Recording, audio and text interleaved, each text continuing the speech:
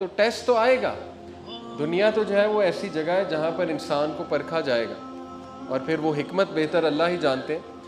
تو یہ بڑا زبردست اللہ نے سلوشن بتایا ہے کہ ٹاکسک لوگوں سے کیسے ڈیل کرنا ہے. جاہل لوگ جنہیں ہم کہتے ہیں, جاہلون کا ورڈ ہے نا, خاطبہم الجاہلون. جیسے ابو جہل کی اگر بات کی جائے تو بہت تیز زبان, جو جسے کہتے ہیں کہ تانے دینے والا اور پوائنٹ آؤٹ کرنے والا اور بڑی سخت باتیں کرنے والا, بڑے بڑے ایسی باتیں کرتا تھا جو دل پہ تیر کی طرح جا کر لگتی تھی. جیسے ابن مسعود رضی اللہ عنہ, وہ پورا ایک واقعہ ہے کہ ابن مسعود ابو بکر صدیق کے ساتھ جا رہے تھے, تو اس نے وہ گھوڑے پر آ رہا تھا گلی سے اور بڑے تکبر کے ساتھ آ رہا تھا. اس کے ہاتھ میں ایک ہنٹر تھا, وہ اس نے مارا ابن مسعود کے منہ پہ, انہیں گرایا اور کہا کہ یہ, اور ہنسنے لگ گیا اور کہا یہ دیکھو اس کی ٹانگیں دیکھو. وہ ابن مسعود ظاہر ہے وہ کپڑے دھوتی ٹائپ پہنا کرتے تھے, تو ٹانگیں پتلی پتلی تھی ابن مسعود رضی اللہ عنہ کی, باقاعدہ اس کا ذکر آتا ہے.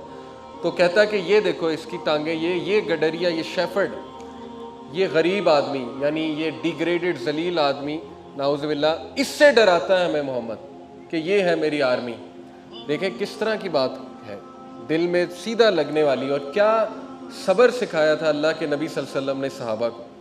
خاموش رہے ابن مسعود, حالانکہ کوئی اور ہوتا وہ وہاں پر اٹھ کے اچھا خاصا جو ہے وہ ہٹ بیک کرتا. ابو بکر صدیق ساتھ کھڑے تھے, ابو بکر صدیق نے انہیں اشارہ کیا کام ڈاؤن. تو ایگزیکٹ یہ آیت اس وقت انہوں نے جو ہے وہ امپلیمنٹ کی.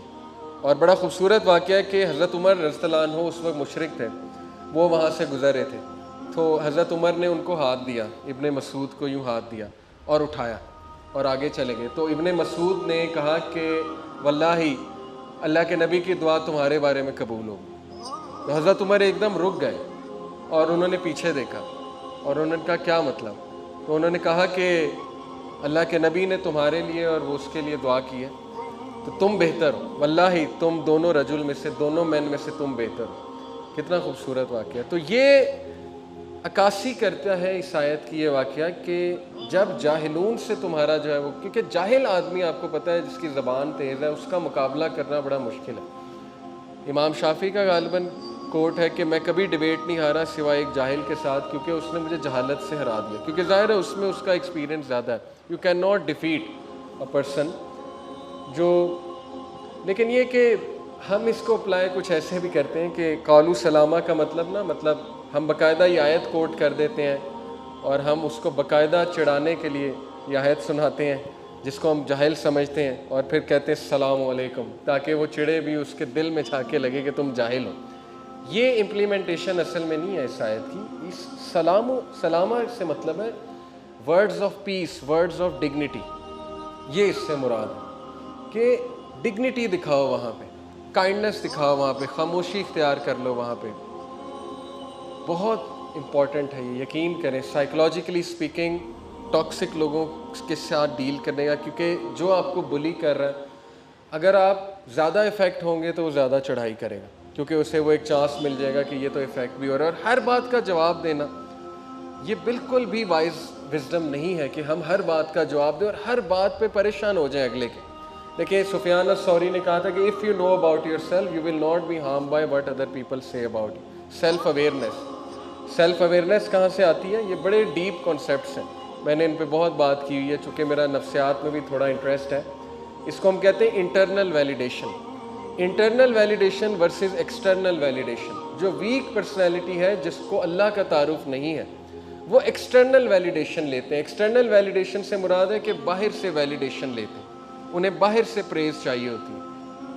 لیکن جو مضبوط شخصیت ہے جس کو اللہ کا ایک تعارف ہو جاتا ہے, وہ انٹرنل ویلیڈیشن لیتے ہیں, انٹرنل موٹیویشن لیتے ہیں, کیونکہ انہیں پتہ ہے کہ مجھے اللہ نے بنایا, مجھے اللہ نے اچھا بنایا, مجھے اللہ نے کوالٹیز دی ہیں, اور ان کے پاس ایک بڑا زبردست فلسفہ ہوتا ہے, کمپیریزن میں نہیں پڑھتے ہیں. تو یہی بات ہے اصل میں.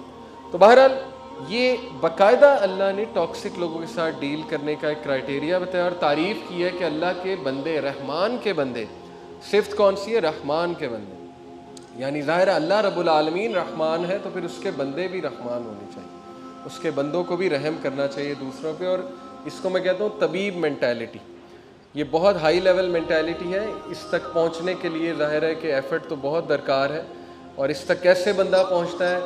رسول اللہ کی سیرت پڑھ کے، دل کو نرم کرنے والی حدیث پڑھ کے. دیکھیں نا، اللہ نے قرآن مجید میں کہا کہ بے شک خشیت والے کون ہیں؟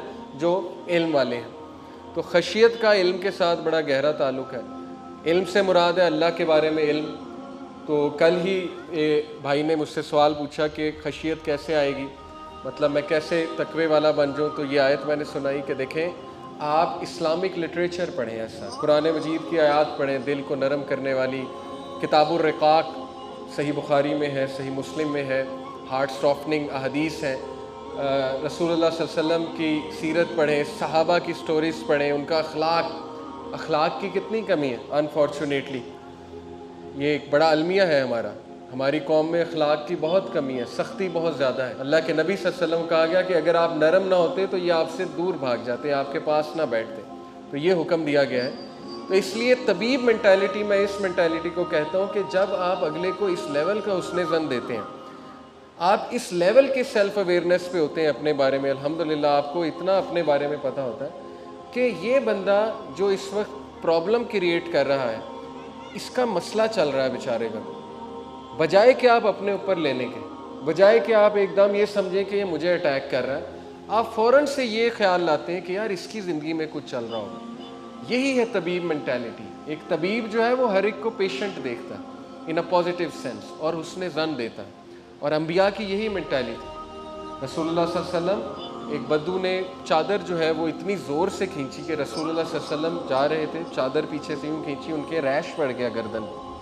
اللہ کے نبی صلی اللہ علیہ وسلم پیچھے مڑے، مسکرا کر دیکھا اسے اور کہا کیا بات ہے. اس نے اتنی سخت بات کی کہ اے محمد تم انصاف نہیں کرتے، نعوذ باللہ. اللہ کے نبی صلی اللہ علیہ وسلم نے اس کی بڑی کمپوزر سے بات سنی، حالانکہ صحابہ نے تلواریں نکالنی تھی کہ ہاؤ ڈیئر ہی. تو اللہ کے نبی صلی اللہ علیہ وسلم نے کہا کہ جو یہ کہہ رہا ہے اس کو دو اور اس سے بھی زیادہ دو. اور یہ اتقان کا لیول ہے، احسان سے بھی بڑا لیول ہے اتقان کا. بیہیویئرس کے 4 لیول ہیں. ایک ظلم ہے کہ آپ ٹھیک ہے بدلہ جائز ہے لیکن آپ بدلہ زیادہ لے لیتے ہو، ظلم. یا جو کرنا چاہیے اس سے کم کر رہے ہو، ظلم. دوسرا عدل یہ ہے کہ جو جیسا آپ کے ساتھ کوئی چل رہا ویسے چل رہے ہو. تیسرا لیول ہے احسان، عدل سے بھی بڑھ جاتے ہو، اگلے کے ساتھ احسان کے لیول پہ چل جاتے ہو. جیسے ابو بکر صدیق اپنے رشتہ دار کو معاف بھی کیا، چیریٹی دوبارہ دینا شروع کر دی. اس سے بھی نیکسٹ لیول ہے اتقان. چاروں رویے قرآن مجید کی آیات سے ثابت ہے. اتقان نبی صلی اللہ علیہ وسلم کا لیول، انبیاء کا لیول ہے. اور اس کی مثال جو ہے وہ ایک ٹیچر میرے دیا کرتے تھے. اتقان یہ ہے کہ آپ کو کسی نے تھپڑ مارا، ایک مثال ہے، تو آپ اس کو گلے لگاؤ گے اور آپ اس سے کہو گے کہ آپ نے مجھے تھپڑ مارا ہے، خیریت تو ہے. یعنی یہ اتقان کا لیول ہے. اور عدل یہ کہ آپ نے بھی آگے سے ایک لگا دیا، جو کہ ٹھیک ہے، جائز ہے، اسلام ایک ریئلسٹک وے آف لائف ہے. تو اللہ ایکسپیکٹ جو ہے وہ کیا کر رہا ہے، عباد الرحمن کون ہے؟ جو ڈگنیٹی والے لوگ ہیں، جو کمپوزر والے لوگ ہیں، جو ڈیسنٹ لوگ ہیں. اور سوشل میڈیا پہ بھی اس بات کا بڑا خیال رکھنا چاہیے. دیکھیں، ہر کسی سے بحث کرنا، بحث برائے بحث کرنا، یہ اچھی عادات نہیں ہے. انسان میں صبر ہونا چاہیے.